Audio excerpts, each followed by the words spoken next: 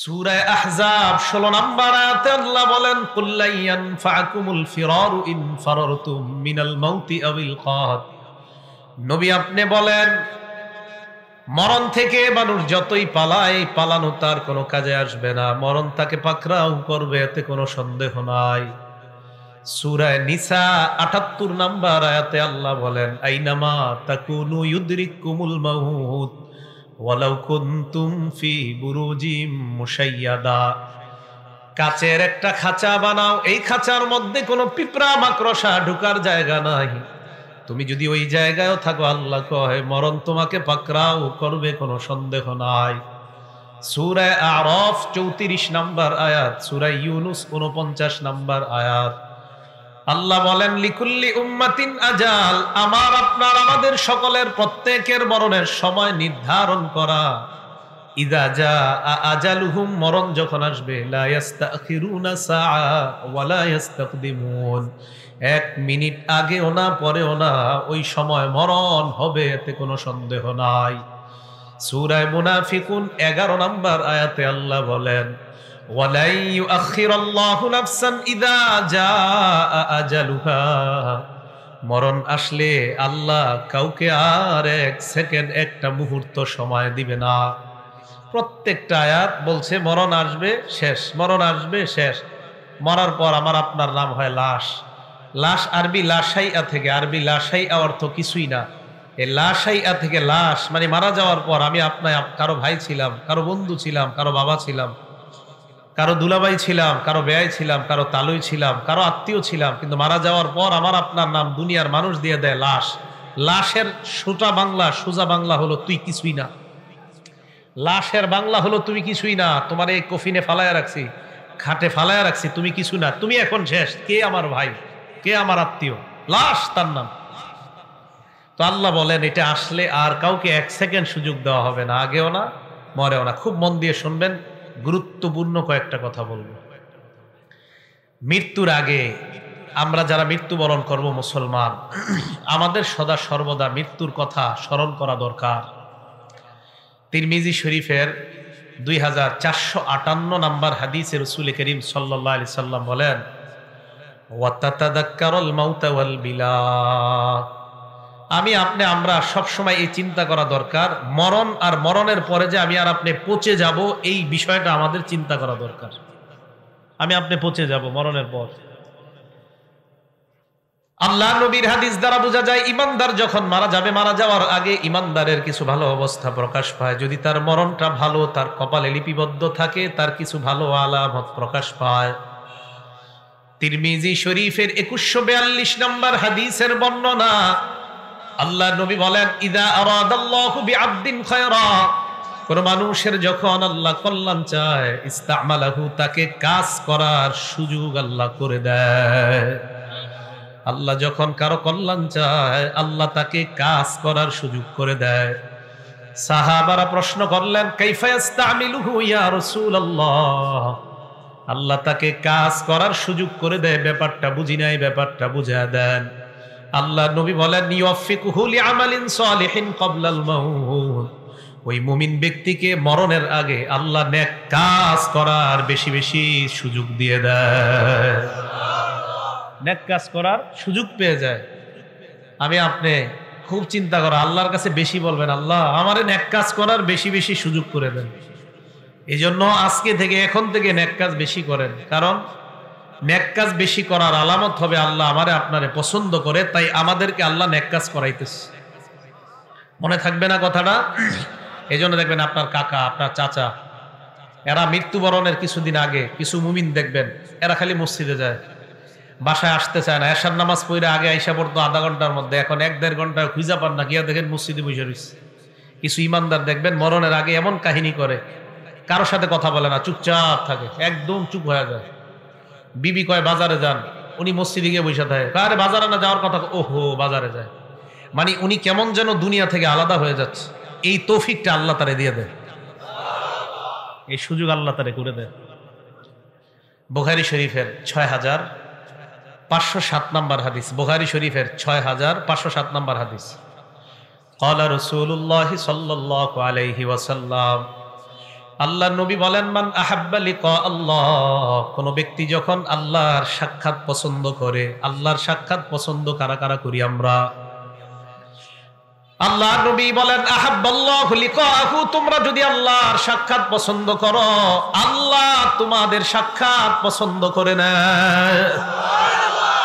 নবী বলেন, আল্লাহ যদি কোন ইমানদারের সাক্ষাৎ পছন্দ করে নেয়, কিভাবে বুঝবেন?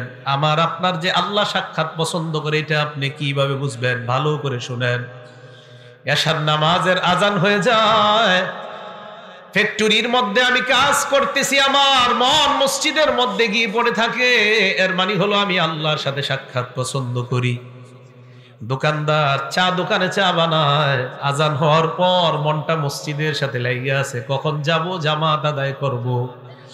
কোন মুসলমান ঘরে কাজ করে আজান দেয়, ওই মুহূর্তে পেরেশান হয়ে যায়, কখন মসজিদে আসবে আর নামাজ আদায় করবে।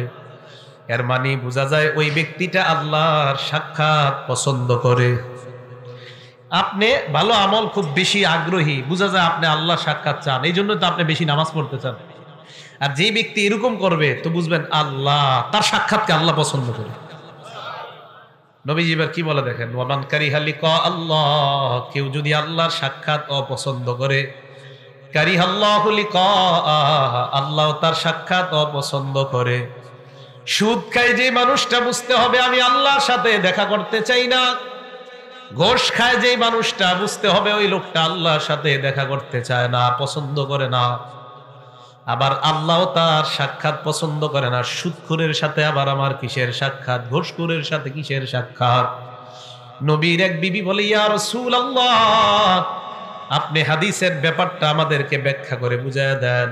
আল্লাহ নবী কয়, আয়েশা অথবা কোন এক বিবিকে ডাক দিয়ে বলেন, ইন্নাল মুমিনা ইযা হাদারাহুল মাউত, ইমানদারের কাছে যখন মরণ উপস্থিত হয়ে যায়, ইমানদারের কাছে যখন মরণ উপস্থিত হয়ে যায়, ইমানদারের কাছে যখন মরণ উপস্থিত হয়ে যায়, তাকে আল্লাহর পক্ষ থেকে স্পেশাল দুইটা সুসংবাদ দিয়ে দেওয়া হয়।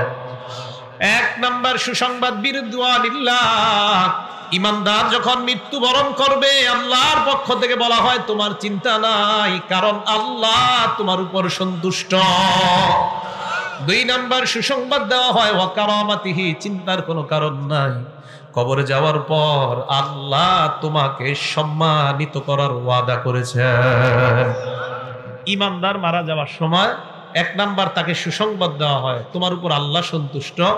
দুই নম্বর সুসংবাদ দেওয়া হয়, আল্লাহ তোমাকে কবরে, হাসরে এবং জান্নাতে তোমাকে সম্মানিত বানাবেন, আল্লাহ এই ওয়াদা আল্লাহ করেছেন, এই সুসংবাদ দিয়েছেন। আহারে আমার আপনার মরণটা যেন এমন হয়। এবার আল্লাহ নবী বলেন, ইমানদারের যখন এমন অবস্থা হয়ে যায়, এই হাদিসের ব্যাখ্যায় মুহাদ্দিসিন কেরাম বলেন, ইমানদার মারা যাওয়ার আগে এই দুইটা সুসংবাদ মনে মনে বুঝতে পারা শুরু করে দেয়। ইমানদার আস্তে আস্তে বুঝে।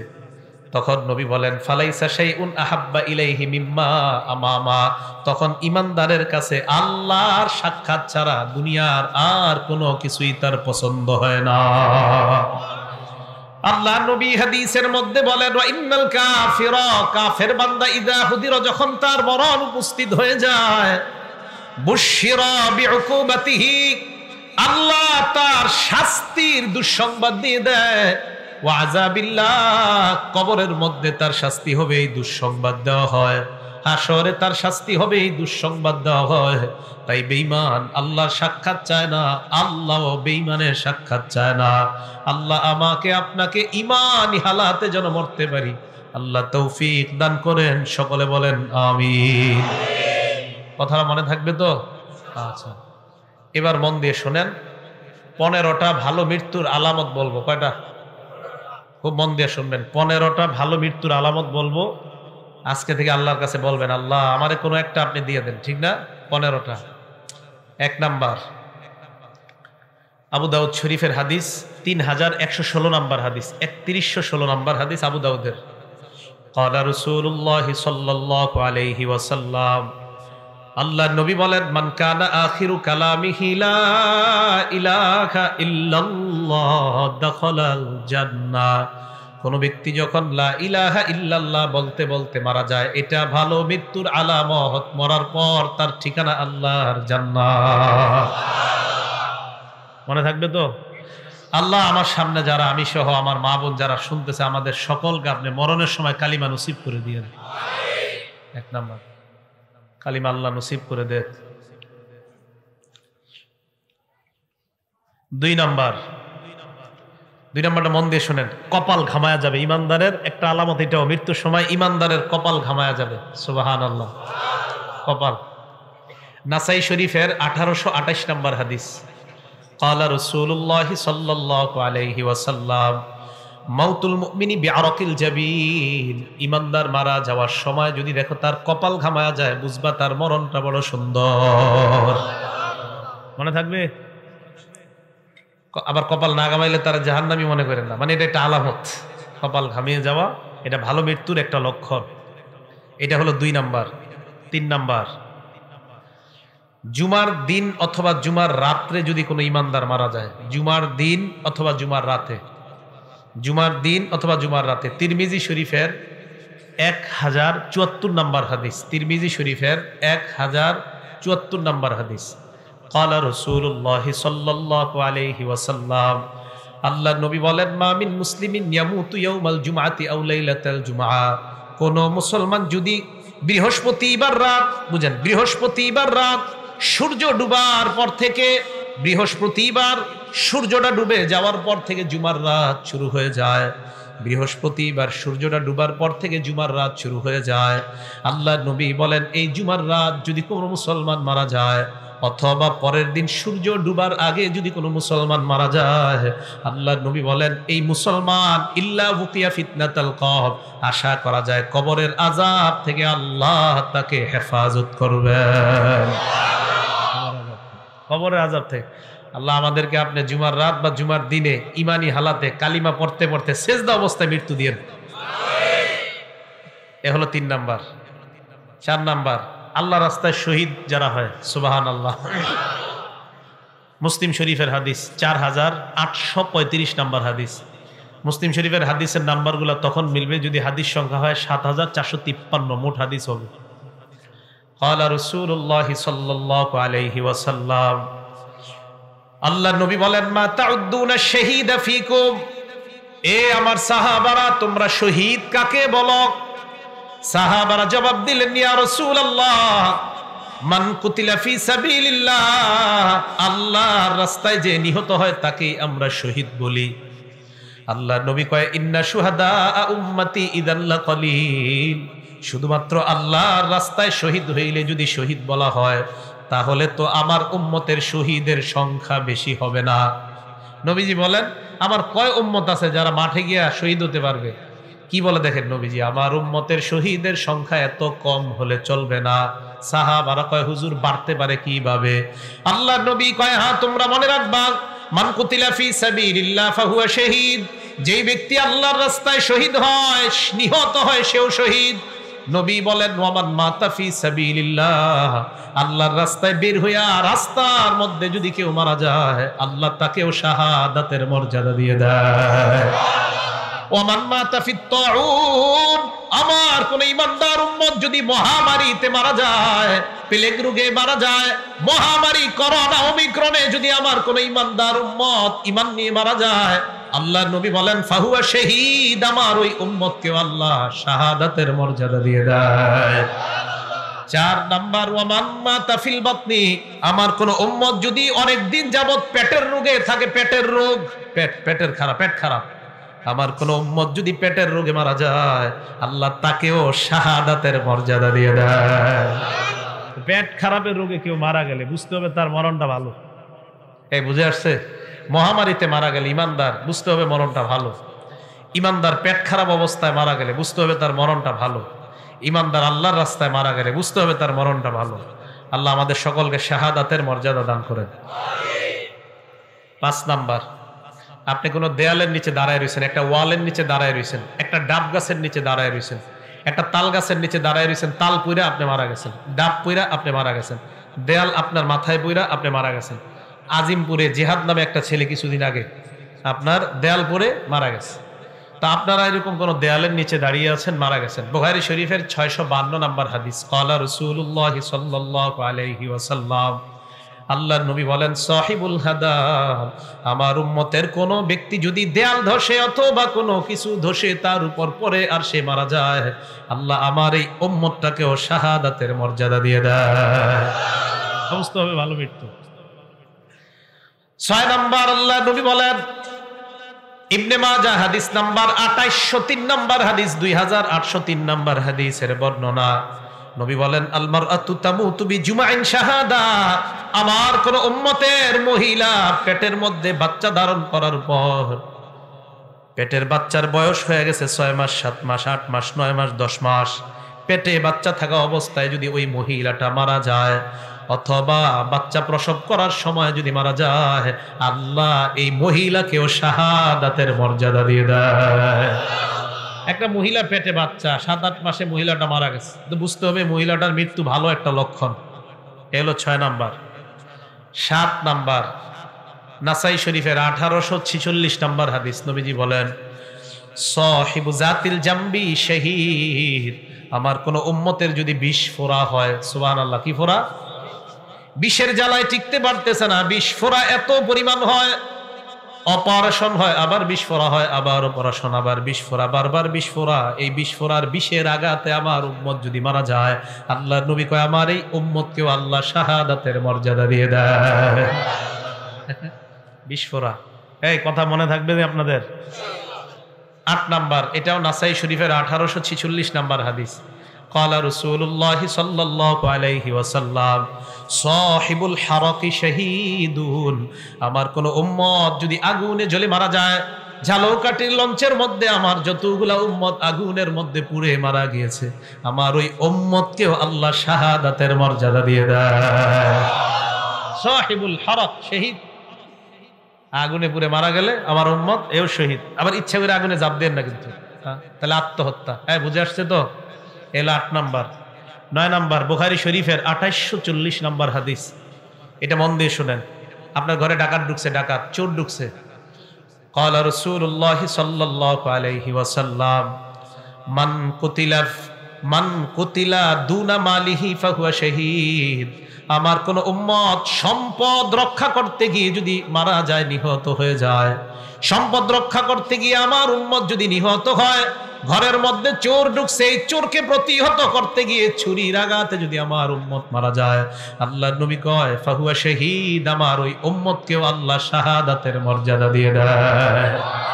সম্পদ রক্ষা করতে গেছেন আপনি, আপনারা মেরে ফেলছেন, আপনি শহীদ হয়ে যাবেন। 9 নাম্বার। তাহলে এই মৃত্যু যদি হয় বুঝতে হবে ভালো মৃত্যু। 10 নাম্বার, এই 10 নাম্বার হাদিসটা নাসাই শরীফের হাদিস, হাদিস নাম্বার 4095, নাসাই শরীফের 4095 নাম্বার হাদিস। ক্বালা রাসূলুল্লাহ সাল্লাল্লাহু আলাইহি ওয়াসাল্লাম, আল্লাহর নবী বলেন মান কুতিলা দুনা আহলিহি ফাহুয়া শাহীদ, আমার কোন উম্মত যদি পরিবার রক্ষা করতে গিয়ে মারা যায়, সন্তান রক্ষা করতে গিয়ে, বিবি রক্ষা করতে গিয়ে, ছেলে রক্ষা করতে গিয়ে যদি মারা যায়, আল্লাহর নবী কয় আমার ওই উম্মতকেও আল্লাহ শাহাদাতের মর্যাদা দিয়ে দেয়। 11 নাম্বার, এটাও নাসাইর 4095 নাম্বার হাদিসের বর্ণনা। আল্লাহর নবী বলেন মান কুতিলা দুনা দীনিহি, আমার কোন উম্মত ইসলাম রক্ষা করতে গিয়ে যদি শহীদ হয়, সুবহানাল্লাহ, ইসলাম রক্ষা করতে গিয়ে যদি আমার কোন উম্মত নিহত হয়, ইসলাম নবীর ইজ্জত হেফাজতের জন্য আমার কোন উম্মত মিছিলে বের হয়, কারা জানি গুলি করে আমার উম্মতকে যদি নিহত করে, আল্লাহর নবী কয় আমার ওই উম্মত ইসলাম রক্ষা করতে গিয়ে, দিন রক্ষা করতে গিয়ে যদি নিহত হয়, আল্লাহ তাকেও শাহাদাতের মর্যাদা দিয়ে দেয়। 12 নাম্বার, এটাও নাসাইর 4095 নাম্বার হাদিসের বর্ণনা। মান কুতিলা দুনা দামিহি, কোন মানুষ নিজের প্রাণ রক্ষা করতে গিয়ে যদি শহীদ হয়, প্রাণ রক্ষা, নিজের প্রাণ বাঁচাইতে গেছে, আপনার ঘরে অস্ত্রধারী 2-1 ঢুকছে, প্রাণ বাঁচাইতে গেছেন আপনি, দস্তাদস্তি করার এক পর্যায়ে আপনি যদি মারা যান, আল্লাহর নবী কয় আমার এই উম্মতকেও আল্লাহ শাহাদাতের মর্যাদা দিয়ে দেয়। এই মৃত্যুগুলা ভালো মৃত্যু। এটা হলো 12 নাম্বার। 13 নাম্বার, এটা নাসাই শরীফের 4096 নাম্বার হাদিস। ক্বালা রাসূলুল্লাহ সাল্লাল্লাহু আলাইহি ওয়াসাল্লাম, আল্লাহর নবী বলেন মান কুতিলা দুনা মাজলামাতিহি ফাহুয়া শাহীদ, আমার কোন উম্মত জুলুম প্রতিহত করতে গিয়ে যদি শহীদ হয়, জুলুম প্রতিহত করতে গিয়ে যদি আমার কোনো উম্মত নিহত হয়, আল্লাহ তাকেও শাহাদাতের মর্যাদা দিয়ে দেয়। আপনি জুলুম বাধা দিতে গেছেন, আপনারা মাইরা ফেলছে, আপনি শহীদ, আল্লাহ এই মৃত্যুটাও ভালো মৃত্যু। সুবহানাল্লাহ। 14 নম্বর, তিরমিজি শরীফের 1665 নম্বর হাদিস। এই হাদিসটা মন দিয়ে শুনেন। রিবাতু ইয়াউমিন ফি সাবিলিল্লাহি আফযালু রুব্বামা ক্বালা খায়রুম মিন সিয়ামি শাহরিন ওয়া কিয়ামিহি। আল্লাহর রাস্তায় গিয়ে যদি কেউ এক রাত্র পাহারা দেয়, কেউ যদি আল্লাহর রাস্তায় গিয়ে একদিন পাহারাদারি করে, এক মাস রোজা রাখলে আর রাতের বেলা তাহাজ্জুদ পড়লে যে সওয়াব, এক রাত পাহারাদারি করলে আল্লাহ তাকে সেই পরিমাণ সওয়াব দিয়ে দেয়। এই পাহারাদারি করতে গিয়ে নবী বলেন, আমার কোন উম্মত যদি মারা যায়, নিহত না, এমনি মারা গেছে, মানে এমনি মারা গেছে, পাহারাদারি করতে গিয়ে আল্লাহর রাস্তায় এমনি মারা গেছে, নবীজি বলেন ওই উম্মত যদি এমনি মারা যায়, ওকিয়া কি কয় দেখেন নবীজি, ওকিয়া আযাব আল কবরি, আমি নবী বলে দিলাম তাকে আল্লাহর কবরের আযাব থেকে আল্লাহ হেফাজত করে নেবেন। শুধু তাই নয়, ওয়া নুমিয়া লাহু আমালুহু ইলা ইয়াউমিল কিয়ামা, তার আমল আল্লাহ বাড়াইতে থাকবে কিয়ামত পর্যন্ত। তার আমল শুধু বাড়তেই থাকবে, কমবে না। আল্লাহর রাস্তায় পাহারাদারি করতে গিয়ে যদি কেউ মারা যায়, আল্লাহর এই মৃত্যুটাও বুঝতে হবে সুন্দর মৃত্যু। আল্লাহ আমাদের সকলকে এই জাতীয় মৃত্যু যেন আমাদের হয় আল্লাহ তৌফিক দান করেন। 15 নাম্বার, একটা কিতাব আছে, কিতাবের নাম মুসনাদে আহমদ, হাদিস নাম্বার 23,372 নাম্বার হাদিস, 23,372 নাম্বার হাদিস। ক্বালা রাসূলুল্লাহ সাল্লাল্লাহু আলাইহি ওয়াসাল্লাম, আল্লাহ নবী বলেন, মান তাসাদদাকা বিসাদাকা খুতিমা লাহু বিহা দাখালাল জান্নাহ। কোন মানুষ সদকা করছে, দান করেছে, সদকা করার একটু পর যদি মারা যায়, বুঝতে হবে এই মানুষটা একটু আগে ভালো কাজ করছে আর এখন মারা গেছে। আল্লাহর নবী কয়, আমি ঘোষণা দিয়ে দিলাম লোকটা জান্নাতি। আপনি সদকা করছেন, একটু পরে মারা গেছেন, তো নবীজি বলেন সে ভালো কাজ করছে শেষের দিকে, তার মানে শেষে একটা সদকা, এর দ্বারা প্রমাণ হয় তার শেষের আমলটা ভালো। খুতিমা লাহু বিহা দাখালাল জান্নাহ, আল্লাহ তাকে জান্নাত প্রবেশ করাবেন। এবার নবীজি বলেন, ওমান সামা ইবতিগা ওয়াজহিল্লাহ, কেউ নফল রোজা রাখছেন, আল্লাহরে খুশি করার জন্য নফল রোজা রাখছেন, এই মুহূর্তে যদি আপনার মৃত্যু হয়ে যায়, আপনার মারা যায়, আল্লাহ পাক রব্বুল আলামিন আপনার এই ব্যক্তিটাও যদি মারা যায়, এই যে শেষে ভালো আমল, আল্লাহ তাকেও জান্নাত দান করবেন। তাহলে 15টা ভালো মৃত্যুর লক্ষণ বললাম। আল্লাহ আমাদের সকলকে যেন ভালো আমল করে, নেক আমল করে আমরা মৃত্যু বরণ করতে পারি, আল্লাহ তৌফিক দান করেন। তো বলতেছিলাম, আল্লাহ বলেন তোমরা মৃত্যু থেকে পালিয়ে বেড়াও, এই মৃত্যু তোমাদেরকে পাকড়াও করবে, এই মৃত্যু তোমাদেরকে ধরবে। আল্লাহ আমাদের সকলকে মরণের প্রস্তুতি যেন আমরা নিতে পারি, আল্লাহ তৌফিক দান করেন। এবার আপনাদেরকে বিখ্যাত একটা হাদিস শোনাবো। হাদিসটার কিতাবের নাম মুসনাদে আহমদ, হাদিস নাম্বার 18,557 নাম্বার হাদিস। নবীজির এক সাহাবা নাম বারা ইবনে আযিব রাদিয়াল্লাহু তাআলা। নবীজির এক সাহাবা নাম বারা ইবনে আযিব রাদিয়াল্লাহু তাআলা। এই বারা ইবনে আযিব নবীর এক সাহাবা। উনি বলেন, খরজনা মা রাসূলিল্লাহি সাল্লাল্লাহু আলাইহি ওয়াসাল্লাম ফি জানাজাতি রাজুলিন মিনাল আনসার। হাদিসটা দিল লাগায় শুনেন, আগে বুঝেন। আপনারা উত্তর পাড়ার মানুষ, দক্ষিণ পাড়া এক ব্যক্তির জানাজায় যাবেন। উত্তর পাড়ার মানুষ দক্ষিণ পাড়া জানাজায় যাবেন। তো জানাজায় আপনারা রওনা করছেন, জানাজায় যার জানাজা পড়বেন, তার জানাজায় যাওয়ার আগে দেখছেন বাঁশ তলার মধ্যে তার কবরটা খোঁড়া হয়েছে, এরকম হতে পারে না? মানে তাকে এখনো কবরে দেওয়া হয় নাই, এর আগে আপনারা তার কবরের সামনে দিয়ে তার জানাজায় যাইতেছেন, এরকম হতে পারে কিনা? নবীজি বলে, নবীজির সাহাবা বারা ইবনে আযিব বলেন, আমরা নবীজির সাথে বের হইলাম। বের হওয়ার পর এক আনসারী সাহাবার জানাজা পড়ার জন্য রওনা করলাম। রওনা করার পর আমরা যাইতে যাইতে আনসারী সাহাবার জানাজায় যাওয়ার আগে তার কবরের সামনে দিয়ে আমরা যাইতে লাগলাম। আনসারী সাহাবার জন্য যেই কবরটা খোঁড়া হয়েছে, গর্ত করা হয়েছে, ওই কবর দেখার পর আল্লাহর নবী কবরের সামনে বসে গেছে। কবরের সামনে নবীজি বসে গেছে। সাহাবারা বলেন, ওয়া জালাসনা হাওলা, আমরাও নবীর সামনে, তার সামনে কবরের পাশে বসে গেলাম। আপনারা সামনে যেইভাবে বসা, সাহাবারা কয় আমরা এইভাবে বসলাম। বসার পর নবীর দিকে আমরা তাকায় রইলাম, চেহারাটা এই দিকে তাকান। আল্লাহ নবীর হাতে একটা লাঠি, নবীর হাতে একটা লাঠি, ফি ইয়াদিহি উদুন, একটা লাঠি, ইয়ানকুতু বিহি ফিল আরদ, এই লাঠি দিয়া জমিনের মধ্যে নিচের দিকে তাকায় আঁকা কি করতেছে। অনেক সময় মুরব্বী যাদের হাতে লাঠি থাকে এদের সাথে যদি রাস্তায় দাঁড়ায় দাঁড়ায় কথা বলেন, এমনি মনের অজান্তে দেখবেন লাঠি দিয়ে আঁকতেছে মাটিতে, এটা হয়। কিন্তু আমাদের নবীজির হাতে একটা লাঠি, এই লাঠি দিয়া এইভাবে মাটিতে আঁকা কি করতেছে, বসা বসা। সাহাবারা বলেন আমরা এমন ধীরস্থির ভাবে বসা, কান্না আলা রুউসিনা আত-তায়র, আমাদের মাথার উপরে যদি পাখিও বসে আমরা টের পাবো না, এমন সুন্দর ভাবে বসে রয়েছে, চুপচাপ বসা।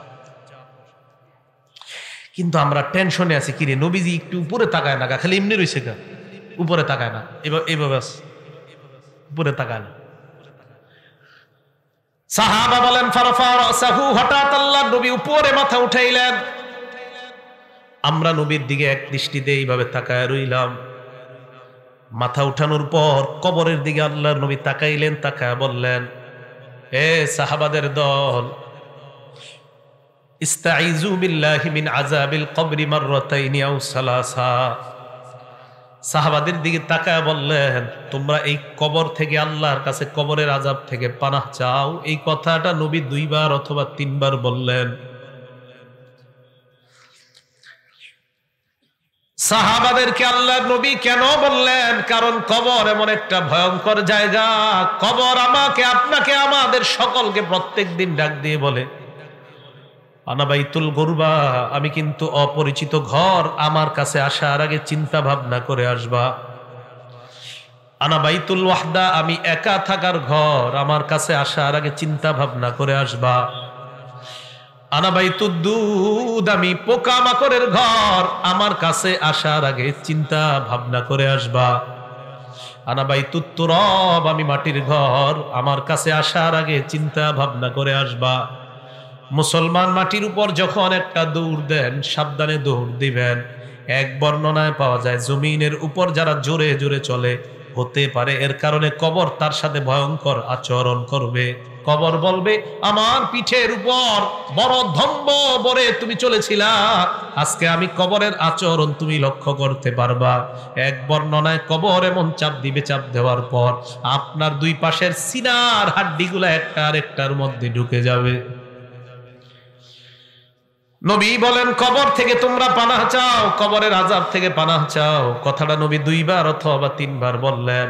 এবার আল্লাহর নবী কয়, জানোনি কেন? ফা ইন্নাল আবদাল মুমিনা ইযা কানা ফি ইনকিতাইম মিনাদ দুনিয়া ওয়া ইকবালিম মিনাল আখিরাহ। মুমিন যখন দুনিয়া থেকে বিদায় নেওয়ার সময় হয় আর আখিরাতের দিকে যখন মুমিন রওনা করা শুরু করে দেয়, নাজালাত ইলাইহি মালাইকাতুম মিনাস সামা বিদুল ওয়ুজুহ, সুন্দর চেহারাওয়ালা আল্লাহর হাজার হাজার ফেরেশতারা ওই ঈমানদারের আত্মাকে স্বাগত জানানোর জন্য উপস্থিত হয়ে যায়। ঈমানদার বিদায় নিবে, সুন্দর চেহারা বিশিষ্ট হাজার হাজার ফেরেশতারা ঈমানদারের সামনে আসে। আসার পর দেখেন, আপনারা দেখবেন যদি কোনো মুমিন মারা যায়, মারা যাওয়ার সময় কিন্তু আমরা একটু অনেক সময় বুঝতে পারি যে এই লোকটা মারা যাইতে পারে। আজকে মুমূর্ষ, মানে মুমূর্ষ রোগী যারে বলি, হাদিসে আসছে ইয়াজলিসু মিনহু মাদ্দা বাসরিহি, ঈমানদার এইভাবে চোখ দিয়া তাকাইলে তার দৃষ্টি যেই পরিমাণ যায়, ফেরেশতারা 2টা কাতার হয়ে ঈমানদারের দৃষ্টির শেষ সীমানা পর্যন্ত তার আত্মাকে স্বাগত জানানোর জন্য তারা বসে অপেক্ষা করতে থাকে। কথাটা কি বুঝে আসছে আপনাদের? তো সবাই অপেক্ষায় আছে, সবাই তো অপেক্ষায় আছে। হাত্তা ইয়াজিআ ইলাইহি মালাকুল মাউত, মরণের ফেরেশতা তার কাছে এসে যায়। জোরে বলেন, কোন ফেরেশতা? মালাকুল মাউতের নাম কি? ও কয় জিবরাইল। মালাকুল মাউতের নাম কি? আজরাইল। যদি আমার কাছে আসে, আপনার কাছে আসে, এক সময় যদি বাংলাদেশের 10 জন মারা যায়, আমেরিকার 10 জন, পাকিস্তানের 10 জন, ভারতের 10 জন যদি একই সময় মারা যায়, আজরাইল কোন দেশে আছে? হ্যাঁ, সব জায়গায়। হ্যাঁ, সব জায়গায়। এটা বিপদের প্রশ্ন কিন্তু। হ্যাঁ, সবাই মন দিয়ে শোনেন। আমগো দেশে 10 জন, পাকিস্তান 10 জন, ভারত 10 জন, ইন্দোনেশিয়া 10 জন, অস্ট্রেলিয়া 10 জন একই সময় মারা গেছে। আজরাইল কোন জায়গায় আছে? এক জায়গার তো কেমনে? কোরআনে আইছে মালাকুল মাউত তার কাছে আসে। কে বলছে তার আন্ডারে আছে? আপনি বলছেন? সাহস করে কর না। আচ্ছা, আপনি বলছেন? মাশাআল্লাহ, সবাই বলেন মাশাআল্লাহ। অনেক সময় কেউ কিছু কইলে ডরে কইতেছে না, পরে আবার এই ব্যাপারে আর একটা হাদিস শোনাই দিই। উনি যে ডরে কইতেছে নাই, এক সাহাবা নবীজি সাল্লাল্লাহু, এটা কিন্তু আমাদের বিষয়বস্তু না, ওনার কারণে আর কি, উনি যে ডরে কয় নাই, তো ডরে না কওয়ার একটা ফায়দা আছে, এটা বলি। এক সাহাবা নবীজি যখন নামাজ থেকে উঠছে, উঠার পরে বলছে সামি আল্লাহু লিমান হামিদা। বলেন তো আপনারা আমরা কি বলি? আমরা পিছন থেকে এক সাহাবা বললেন আল্লাহুম্মা রাব্বানা ওয়া লাকাল হামদ হামদান কাসীরান তাইয়িবান মুবারাকান ফীহ। সালাম ফিরানোর পর আল্লাহ নবী বললেন, সব সাহাবারা কমায়া বলছে, বাড়ায়া কে বলছে? তাড়াতাড়ি কও। যিনি বাড়ায়া বলছো তিনি বলো। এই জায়গায় একটা হাদিস মনে রাখবেন, আল্লাহ নবীকে সাহাবারা বলছে হুজুর আপনি কি আম করে দেখেন। মনে মনে মনে মন দিয়ে শোনেন, ইবনে হাজার আসকালানী ওই কথাটা লেখছে, আল্লাহ নবী কয় আমি সামনে থেকে যেমন দেখতে পাই, পিছন থেকেও সুন্দরভাবে আল্লাহ ওই মুহূর্তে তোমাদেরকে দেখা দেয়। এই কে বলছো বলো? কেউ কয় না, শিকারি আহে না। নবীজি বললেন সাহস করে বলো কে বলছো। তো এক সাহাবা আস্তে আস্তে হুজুর আমি। নবীজি কয় তুমি বলছো? কয় হ্যাঁ। কয় সাহস করে বলে ফেলো। কয় জি হুজুর আমি বলছি। আল্লাহ নবী কয় তুমি এত সুন্দর একটা তাসবিহ পাঠ করছো, তোমার এই তাসবিহাত, এই সওয়াব আল্লাহর কাছে নেওয়ার জন্য প্রায় 30 জনের কাছাকাছি ফেরেশতা লড়াই করতেছে, কার আগে কে তোমার সওয়াব আল্লাহর কাছে নিয়ে যাবে। যারা মাঝে মাঝে কইলেন সাহস করে কইবেন আমি, এটা কইলে লস নাই। দেখছেন নি, মালাকুল মাউত লিডার একজন আজরাইল, ওনার অধীনে অসংখ্য অগণিত কাজ করে। বুঝে আসছে তো? তাই একজন কইয়া লাইছে আপনাদেরকে রক্ষা করছে, উনি আপনাদের মান সম্মান রাখছে। তো মালাকুল মাউত একজন আজরাইল, উনি লিডার, ওনার অধীনে কোটি কোটি ফেরেশতা কাজ করে। সুবহানাল্লাহ।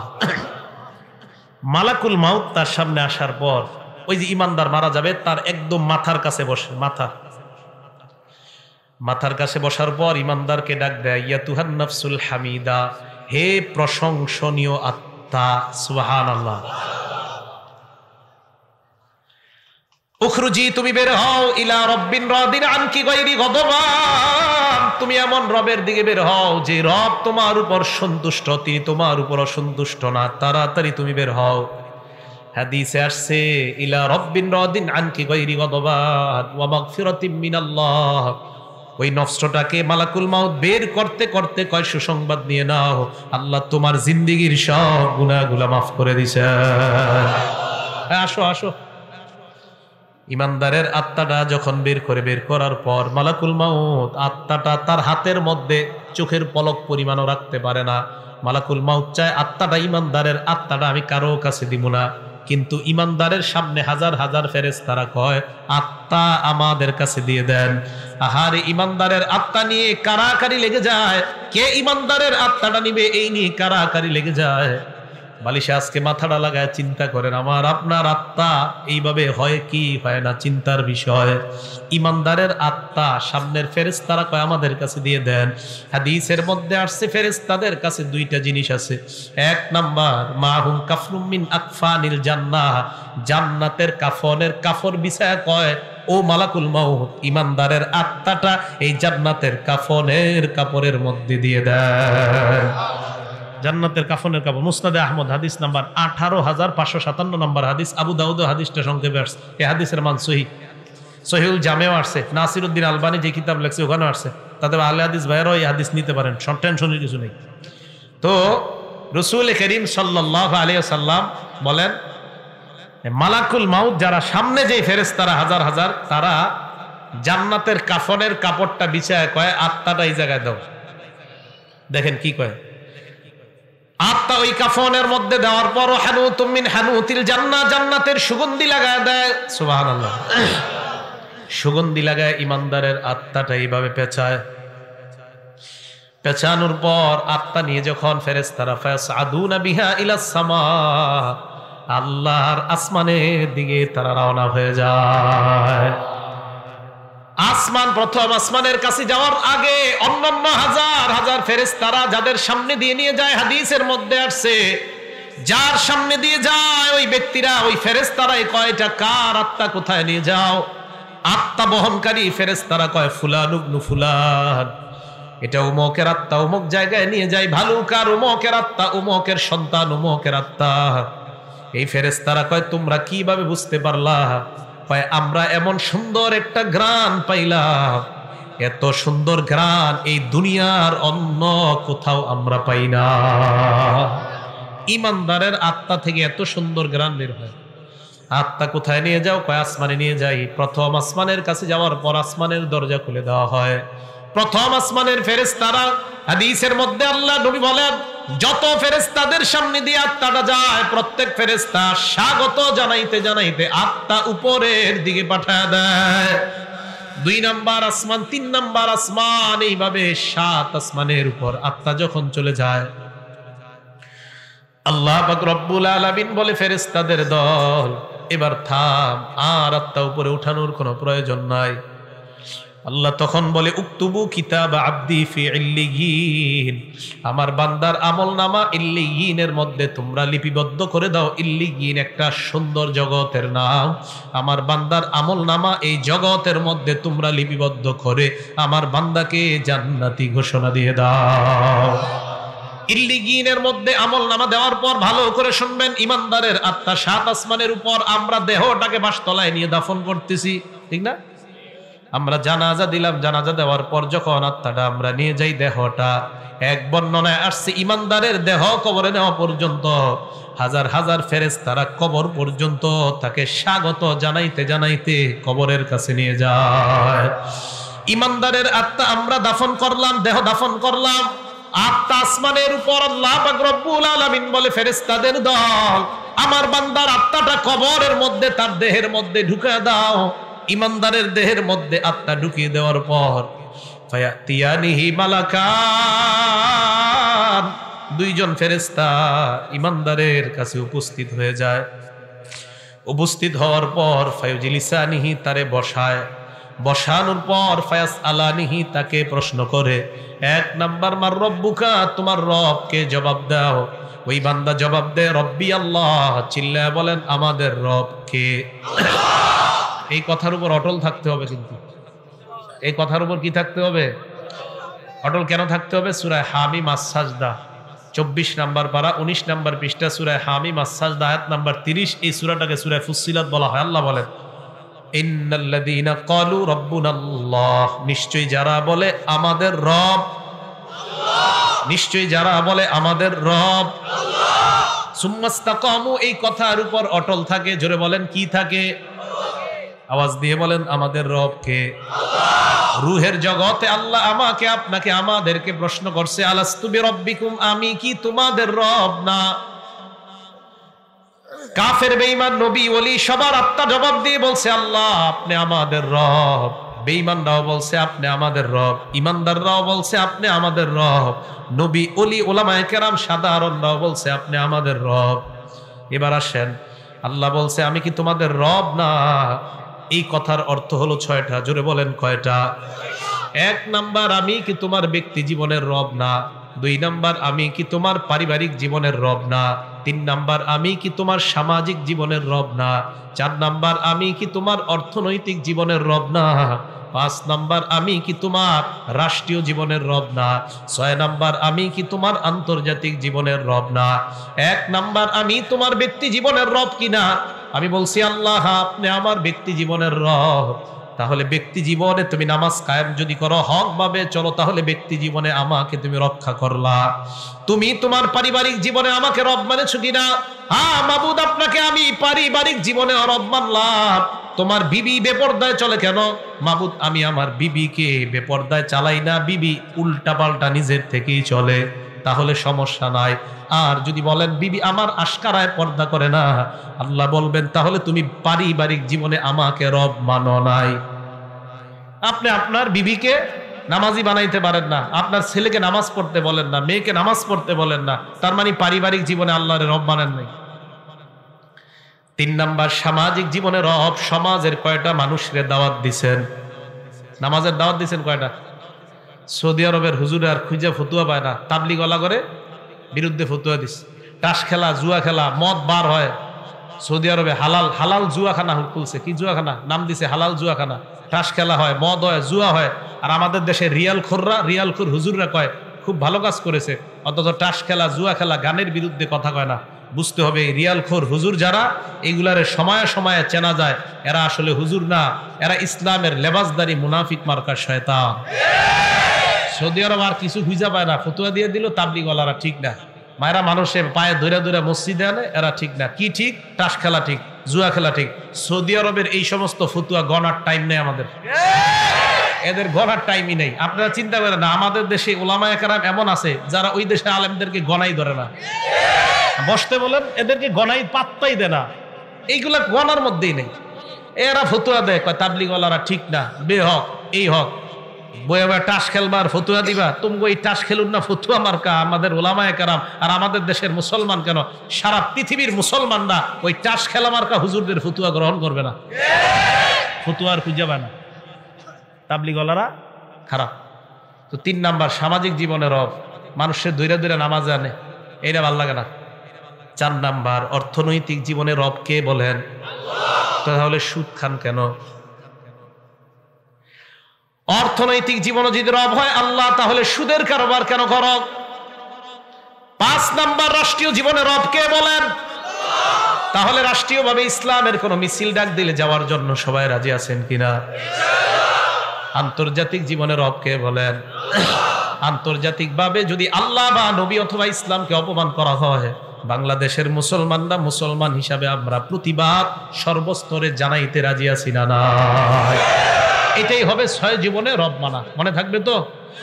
তো আল্লাহরে বলছি আল্লাহ আপনি আমাদের রব। এবার আসেন সূরা হামিম আস-সাজদা 30 নম্বর আয়াতে, নিশ্চয়ই যারা বলে আমাদের রব কে, কয় জীবনে, এই তো মাশাআল্লাহ বলেন, নিশ্চয়ই যারা বলে আমাদের রব কে, কয় জীবনে। কবরের মধ্যে প্রশ্ন করবে তোমার রব কে, ওই ব্যক্তি জবাব দিবে আমার রব হলেন আল্লাহ। 2 নাম্বার ওমা দীনুকা, তোমার ধর্ম কি, জবাব দিবে দীনিয়াল ইসলাম, আমার ধর্ম হলো ইসলাম। 3 নাম্বার প্রশ্ন করবে ওয়ামান হাদার রাজুলুল্লাযী বুইসা ফীকুম, এই মানুষটাকে চেনো যাকে তোমাদের মাঝে প্রেরণ করা হয়েছে, জবাব দিবে হাজা নবিয়ুনা মুহাম্মাদুন সাল্লাল্লাহু আলাইহি ওয়াসাল্লাম, উনি আমাদের নবী মুহাম্মদ সাল্লাল্লাহু আলাইহি ওয়াসাল্লাম। এই প্রশ্নের 3টা জবাব দেওয়ার পর ফেরেশতারা বলবে কিভাবে তুমি এই প্রশ্নের জবাব জানতে পারলা? ওই ব্যক্তি জবাব দিবে ক্বরাতু কিতাবাল্লাহ, দুনিয়ার মধ্যে আল্লাহর কালাম পড়েছিলাম, না পড়লে পারলেও উলামায়ে কেরামের কাছে গিয়েছিলাম, মাহফিলে তাফসীরে গিয়েছিলাম, উলামাদের সোহবতে থাইকা প্রশ্ন 3টার উত্তর আমরা জেনে নিয়েছি আল্লাহ। ও ফেরেশতারা, এইভাবে দুনিয়ার মধ্য থেকে প্রশ্ন 3টা যাই না কবরের মধ্যে আসলাম। ফেরেশতাদের সাথে ওই বান্দার কথোপকথনের পর্যায়ে আল্লাহ ডাক দিয়ে বলবে এ ফেরেশতারা থাম, সুবহানাল্লাহ, এই থাম থাম, আন সাদাকা আবদি, আর প্রশ্ন করার দরকার নাই, আমার বান্দা যা বলছে আমি আল্লাহ তাকে সত্যায়ন করে দিলাম। হ্যাঁ, আমি সত্যায়ন করে দিছি। আল্লাহ সত্যায়ন করলে আর কিছু লাগবে? এবার দেখেন সত্যায়ন করার পর আল্লাহ কি কয় দেখেন, আহারে আমি আপনি আমরা আমাদের আব্বা আমাদের দাদা মারা গেলে, হ্যাঁ আমি আমার আব্বারে দাফন করছি, মনে আছে? ডিসেম্বরের 5 তারিখ 9টা বাজে, ডিসেম্বরের 4 তারিখ মারা গেছে, 5 তারিখ 9টার দিকে দাফন করছি। কবরে নাইমা মাটিটা আমি হাত দিয়ে ওই দিন দেখছিলাম, প্রচন্ড ঠান্ডা দেখছিলাম, অনেক ঠান্ডা, অনেক ঠান্ডা। তখন মনে হয়েছিল যে দুনিয়াতে মা বাবা সন্তানরে কত সুখ শান্তিতে রাখা যায়। শীতকালে একটা সন্তান কষ্ট পাবে, কোনো বাবা চায় না, মা চায় না, অথচ আমি আপনি আমরা আমাদের বাবাকে 3টা পাতলা কাপড়ে ওই প্রচন্ড ঠান্ডা মাটির নিচে রেখে আসি। আমি আপনি আজকে মারা গেলে আমার আপনার সাথে এলাকাবাসী এটাই করবে, এটাই চূড়ান্ত সত্য কথা।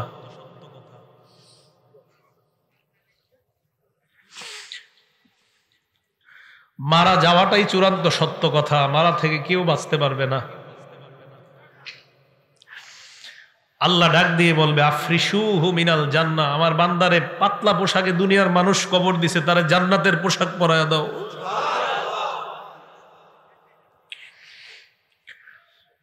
কে জানে আমার আপনার নসিবে এই পোশাক আছে কিনা।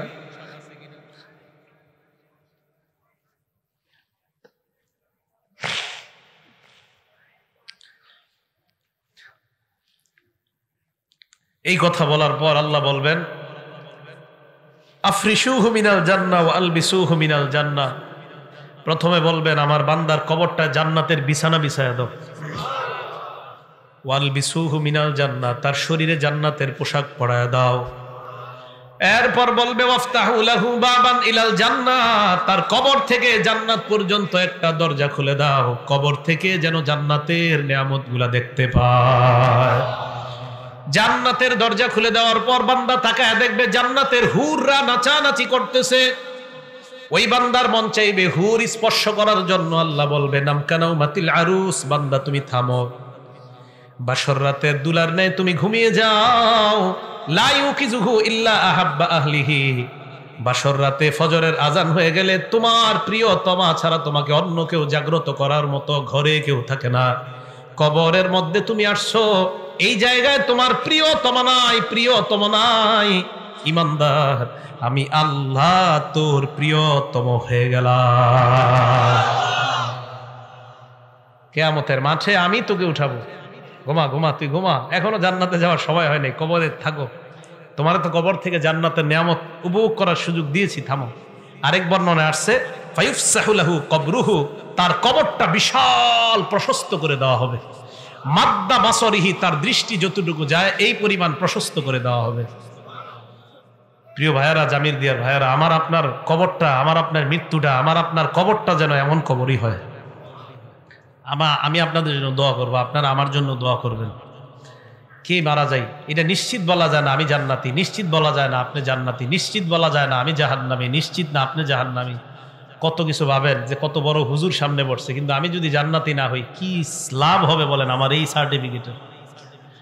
এই জন্য মরণের চিন্তাটা খুব বেশি করা দরকার। আল্লাহ আমাদের সকলকে তৌফিক দান করেন। ওই বান্দাকে কবরের মধ্যে রাখার পর হঠাৎ ওই বান্দা যখন কবরে থাকবে, এক বর্ণনা আসছে বান্দা দেখবে তার কবরে সুন্দর একটা মানুষ। হ্যাঁ, এই তুমি কে? বলবে আনা আমালুকা সলি, আমি তোমার নেক আমল, আমি নেক আমল। নবীজি এই কথা মনে আসেনি, নবীজি এই হাদিস বৈশা শোনাইতেছে কোথায় বুঝলে গেছে? হ্যাঁ, হাদিস শেষ হয় নাই কিন্তু এখনো, কবরের সামনে বসে এই হাদিস শোনাইতেছে। এবার সাহাবাদেরকে বললেন ওয়া ইন্নাল আবদাল ফাজিরা, পাপাচার বান্দার মরণের যখন সময় হয়ে যায়,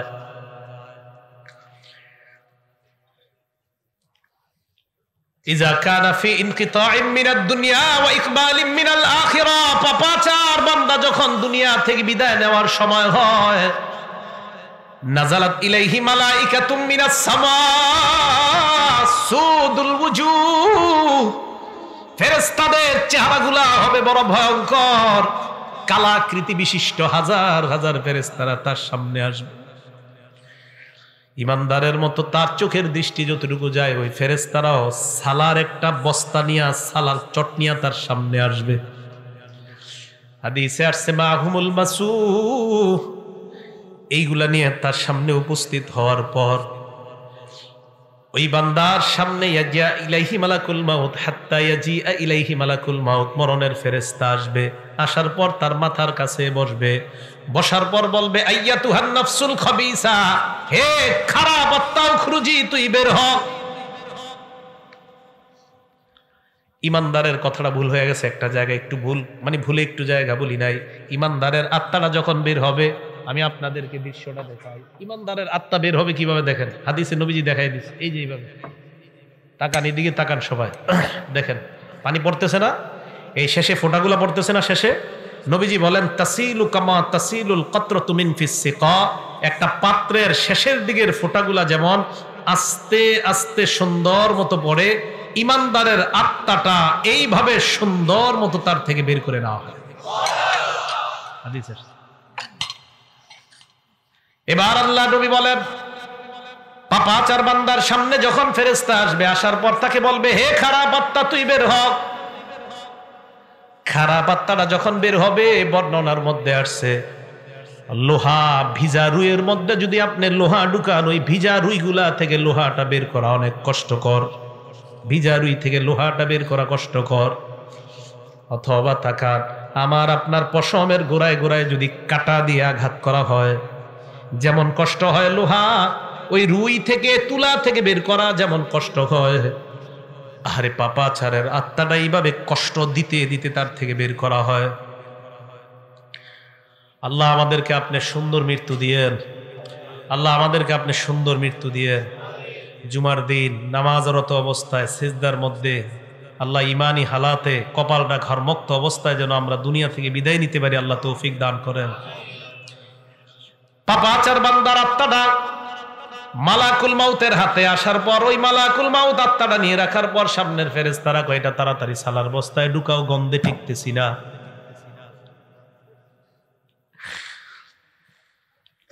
আত্মাটা এইভাবে পেঁচানোর পরে আত্মা নিয়ে যখন রওনা হয় অন্য অন্য ফেরেশতারা কয় কার আত্মা কোথায় নিয়ে যাও, সরাও তাড়াতাড়ি। আত্মা বহনকারী ফেরেশতারা বলবে কেন, কয় গন্ধে টিকতেছি না, এইটা এইখান থেকে সরাও। এত গন্ধ কেন, সরাও।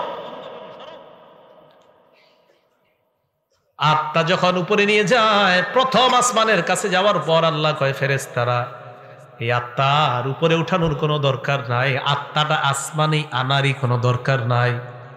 উক্তুবু কিতাব আবদি ফি সিজ্জিন, আমার বান্দার আমল নামা সিজ্জিন নামক জায়গার মধ্যে লিপিবদ্ধ করে দাও। চিল্লায়া বলেন নাউজুবিল্লাহ। আমল নামা ওই জায়গায় লিপিবদ্ধ করে দেওয়ার পর আমরা পাপাচার বান্দার দেহটা কবরের মধ্যে রাখলাম। কবরে রাখার পর আল্লাহ বলেন তার আত্মা কবরে তার দেহের মধ্যে ঢুকিয়ে দাও। কবরে তার দেহের মধ্যে আত্মা ঢুকিয়ে দেওয়ার পর ফায়াতিয়ানিহি মালাকান, দুইজন ভয়ঙ্কর ফেরেশতা আসবে, মাথার চুলগুলা পায়ের মধ্যে পড়বে। দেখতে চোখগুলা মনে হবে ভয়ঙ্কর চোখ বিশিষ্ট ফেরেশতারা এসে বলবে ইউজিলিসানিহি, তাকে বসাবে। ওই বান্দা তাদের দিকে তাকায় তার অবস্থা খারাপ হয়ে যাবে। প্রশ্ন করবে মার রব্বুকা, তোর রবকে জবাব দে। বান্দা বলবে হা হা লা আদরি, এই প্রশ্নের জবাব আমার জানা নাই।